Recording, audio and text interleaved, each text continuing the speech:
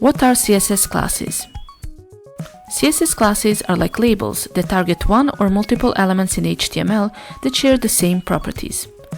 We first assign a CSS class to those HTML elements and then define that class in CSS to style them. Imagine how much time you would spend if you had 20 buttons on your website and you decided that you don't like blue color on them anymore but green. You don't have to adjust each button manually, but if they are all in the same class, you can just change the button color within that class and it will apply those changes globally to every element of that class. That's exactly the point of CSS classes. They style in the same way all the elements that have that class assigned to them. That way, all the changes apply automatically to every element in that class. By defining a class property, we mean things like fonts, color, size, position, layout, rounded corners, borders, and so on.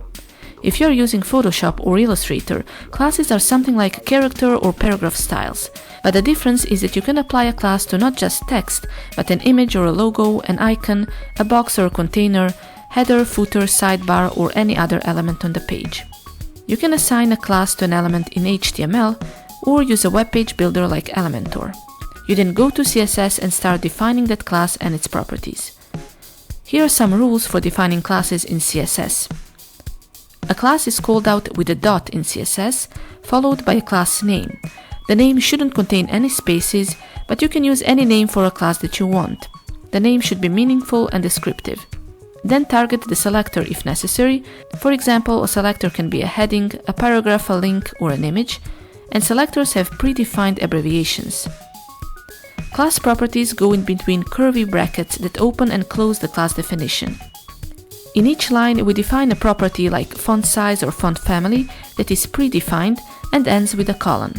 We then assign a value to that property and end the line with a semicolon. You can have as many lines as necessary within a class definition, and at the end, you close that class definition with another curly bracket. Let's create a div in HTML with the class main_box. Inside this div, we will have a heading and a paragraph, and this paragraph will have a class body copy. Then we will add another heading and another paragraph, and another heading and a paragraph. All three paragraphs will have the same class body copy. Now, if we go to our CSS, we can style our body copy class, and we can apply some properties like font family, color, and font size, and it will automatically apply those changes to all the paragraphs with the class body copy. Similarly, we can target our main box class and all the headings of the level H2 in that class and style them in a similar way.